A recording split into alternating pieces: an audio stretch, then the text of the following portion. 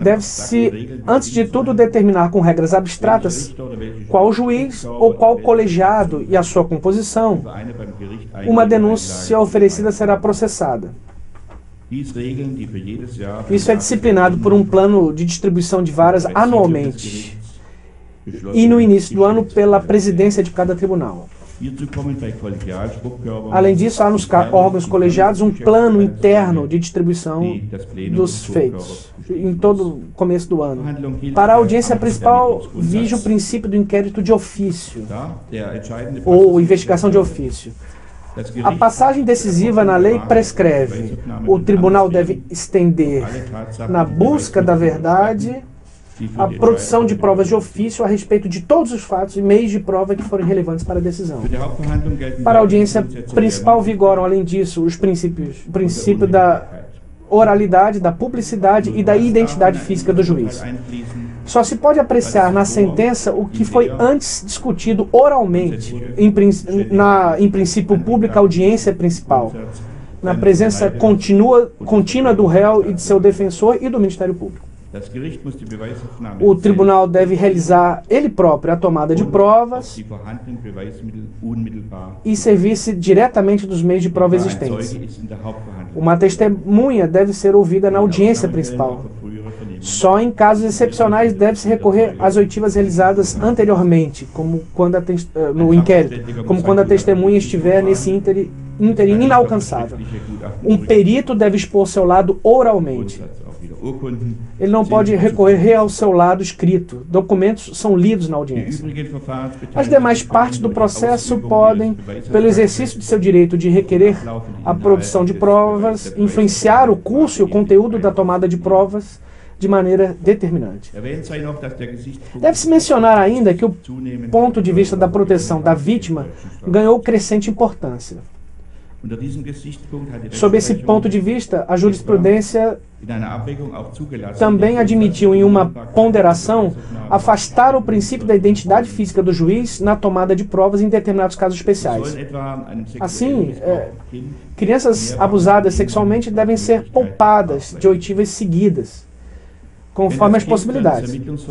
Se a criança durante o inquérito for ouvida, especialmente por um juiz,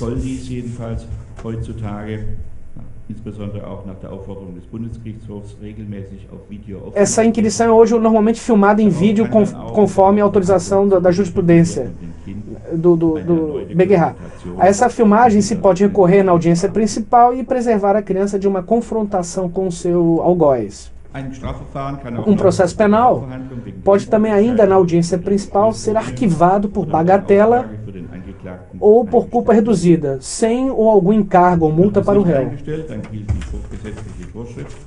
Se não vale o preceito legal, a audiência principal encerra com o pronunciamento da sentença após a sessão de aconselhamento entre os desembargadores. A sentença contém, ou entre os juízes, melhor dizendo, a sentença contém em regra ou uma condenação ou uma absolvição. Se somente na audiência principal se constatar que um impedimento processual não pode ser afastado, arquiva-se o processo por sentença. Esse é o caso, por exemplo, da prescrição. Pode ser que a prescrição foi prorrogada e só declarada depois, mais tarde. Em conclusão, eu devo ainda tratar dos novos preceitos legais muito controversos a respeito de acordos sobre o processo. Trata-se normalmente de um processo difícil, com um réu, como no caso de um réu que fica calado ou que questiona tudo, nos quais se acena com a necessidade de uma longa produção de provas. Em tais casos, celebrou a praxis judicial já há décadas acordos sobre a diminuição do tamanho da pena na hipótese de uma confissão.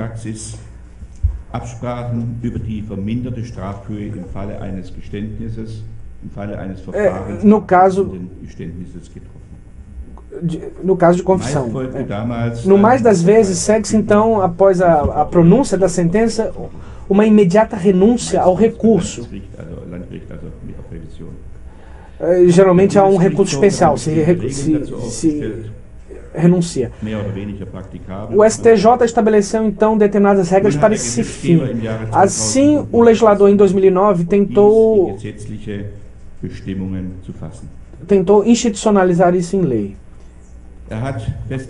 Ele determinou, assim, em qualquer fase do processo é possível discutir sobre a situação de fato e de direito, e também sobre o seu provável resultado para o réu.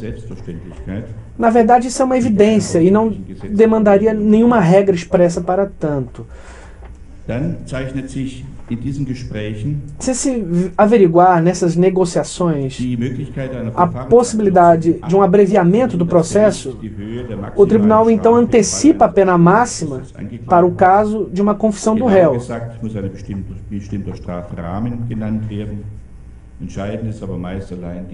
Decisivo nisso é a fixação dessa pena máxima. Isso implica a concordância do réu e do Ministério Público. Isso deve ser tudo reduzido a termo. Se o réu na sequência confessa, o tribunal está vinculado às suas afirmações.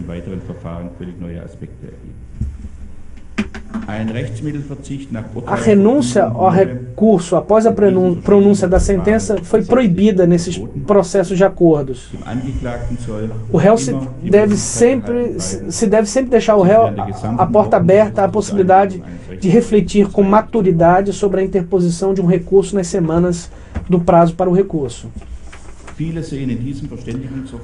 Muitos veem nesse processo, como sempre, muitos veem nesse processo de acordo uma contradição insolúvel em relação ao princípio da investigação de ofício, no nosso processo basicamente inquisitorial. Também o perigo de abusos é invocado. Alguns juízes sentem-se obrigados, através do comportamento de alguns defensores, a um acordo nos crimes com penas baixas, por intermédio de permanentes pedidos de suspeição e inúmeros requerimentos de prova.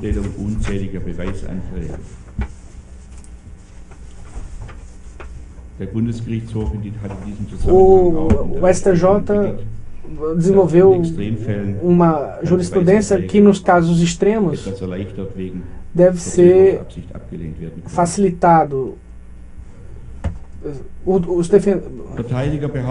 Os defensores alegam às vezes que, ao contrário, os tribunais forçam os réus à confissão, com a ameaça de, senão, eles vão impingir uma pena maior. Eu falo aqui. A advogada-geral da União reivindicou no último Congresso alemão de Juristas uma efetiva limitação da prática de acordos. Eu pessoalmente não vejo nenhum problema no processo de acordo feito de maneira regular. Abusos nunca podem ser totalmente excluídos. Por parte dos tribunais, isso seguramente não é nenhum problema de peso. Uma confissão não desonera o tribunal de examinar a sua correção, suprindo-a com a produção de provas. Por exemplo, pela oitiva de um funcionário que atuou no inquérito, por exemplo. Nesses casos, é mandamento decorrente do vigente princípio da investigação de ofício. O juiz togado conhece, de resto, os autos e pode, por isso, avaliar o conteúdo de verdade de uma confissão.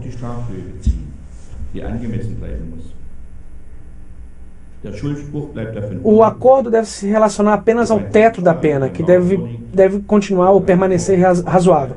A pronúncia de culpabilidade do réu deve continuar intocada. Se um furto ou roubo ocorre, isso não é negociável.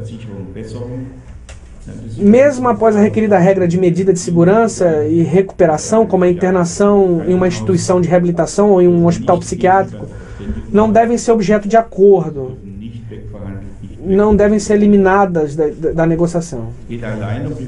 Trata-se apenas quanto ao teto da pena, que mesmo quando ela, já pela confissão, naturalmente diminuiu, ainda tem de ser razoável. Isso não é coisa só do tribunal ou do Ministério Público, ele deve participar também. Ele tem uma função de controle. para que não seja feita uma muito diminuta pena.